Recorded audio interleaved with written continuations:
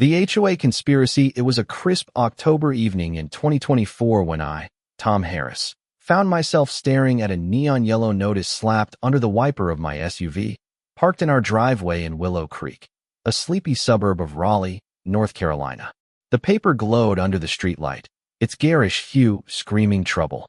I figured it was some ad for a shady car wash, but as I tugged on my jacket and stepped into the chilly drizzle, a sinking feeling told me otherwise. In our cul-de-sac, if something reeked of petty bureaucracy, it usually pointed to Linda Grayson, the iron-fisted president of our homeowners association. She ruled Willow Creek like a small-town despot, her clipboard a scepter.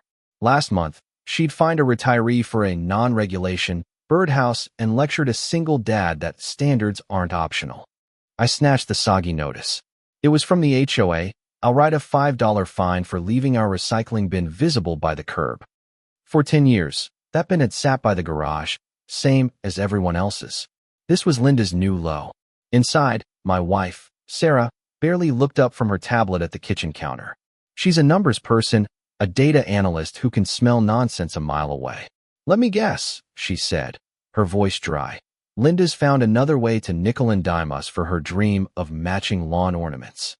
I tossed the notice onto the counter. Recycling bin. $5. Apparently, it's a blight on the neighborhood's soul. Sarah's eyes narrowed. That bin's been there since we moved in. It wasn't a question, it was a fact, and Sarah lived for facts. While I run on coffee and a knack for sniffing out trouble, she builds spreadsheets for everything. Budgets, vacation plans, even the best route through Costco. Our daughter, Mia, 16 and glued to her phone, wandered in, grabbing a soda. Her eyes flicked to the notice. Another one? She said, her tone bored but curious. What do you mean, another one? I asked. She shrugged. Mrs. Carter next door got one yesterday. Something about her mailbox being off-brand. Sarah's fingers were already tapping her tablet, pulling up a neighborhood group chat I'd sworn off joining. Carter, Thompson, and Gwen, she muttered, scrolling. All fined in the last 3 days, $5 each. Unmowed grass, a stray lawn chair, a kid's chalk drawing on a driveway. She looked up, her face shifting from annoyed to laser-focused. This isn't random, Tom. This is a system. I hated when she said that it meant things were about to get messy. I just wanted to pay the $5 and move on, but Sarah saw the gears turning behind the fines. Our son, Ethan, walked in, fresh from his latest Army deployment. He moved like a ghost, quiet and deliberate, his presence calming yet intense. He poured coffee, eyeing the notice, my scowl, and Sarah's intensity. HOA? He asked, one word cutting through the noise. Our recycling bin's a public menace, I said, sarcasm dripping. Ethan didn't smile, he rarely did. He picked up the notice, his callous thumb brushing the damp paper, reading it like a battle report. His special forces training kicked in, seeing not just a fine, but a calculated move. By the next week, the yellow notices multiplied like roaches. One for Mia's skateboard left on the grass for an hour. Another for a non-approved shrub in our yard. Each was $5 or $1.10 pocket change, but it wasn't about the money. It was the suffocating sense of being watched, judged by Linda's invisible rulebook. The group chat buzzed with neighbors' gripes, but most just paid the fines. It was easier. Ethan, though, was different. He sat at the kitchen table, cleaning his riffly, a ritual that steadied him listening to the chatter. They're dropping these at night, he said one evening, his voice low. After midnight. No one sees who. I scoffed. It's Linda or some kid she pays to play enforcer. Maybe, Ethan said, his eyes on the rifle's barrel. But we're reacting, not observing. That's when he rigged a trail camera in the oak tree across from our house, hidden in the branches, aimed at our mailbox. I thought it was overkill, a spy cam for a shrub fine, but Sarah was all in. It's data, Tom. We need proof of who, when, and how. Ethan set it up at dusk, moving like a shadow, up and down the tree in under 2 minutes. 3 nights later, we had our answer.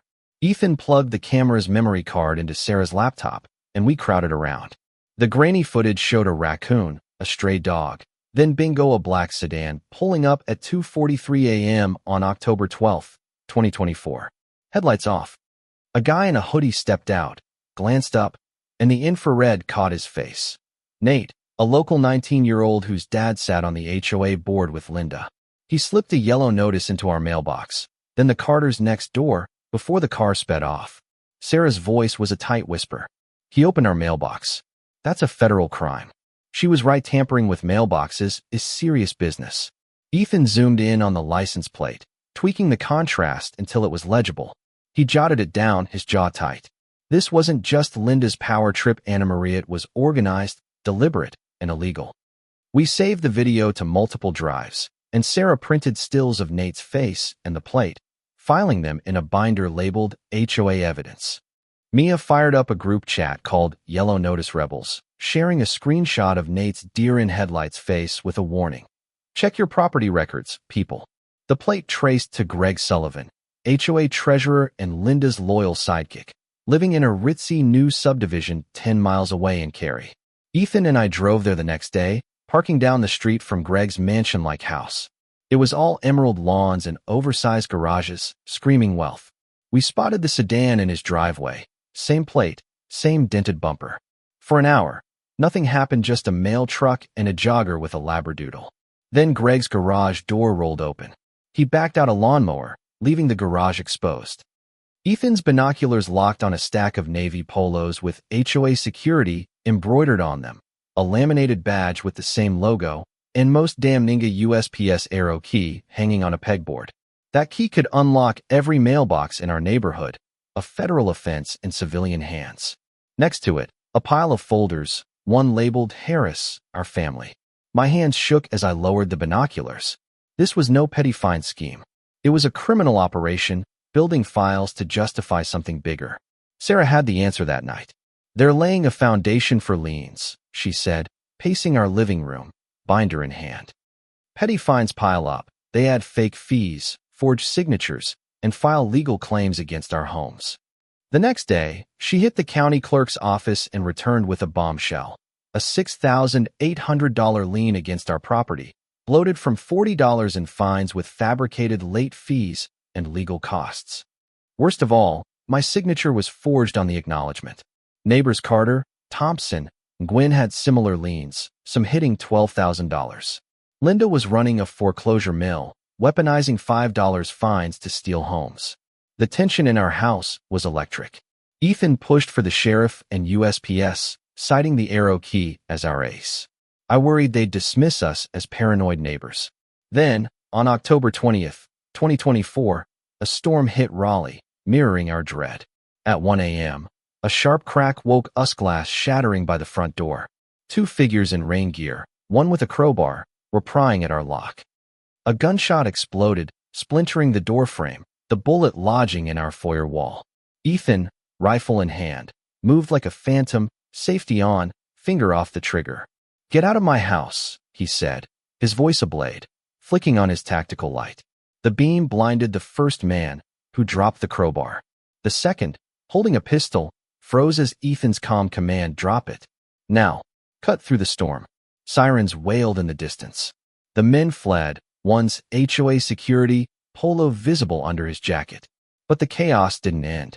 A neighbor's panicked 911 call, "Man with a gun," brought deputies who saw Ethan on the porch, rifle down, hands up. Despite his textbook de-escalation, they cuffed him, mistaking him for the threat. Watching my son, a decorated veteran, led to a squad car was a gut punch. Sarah stayed calm, documenting badge numbers and calling our lawyer. By dawn, we laid out our case to Detective Larson. The notices, the trail cam, the arrow key, the forged lien. Sarah's binder spreadsheets, photos, video changed his skepticism to shock. "Your son's military?" he asked. "He did everything right."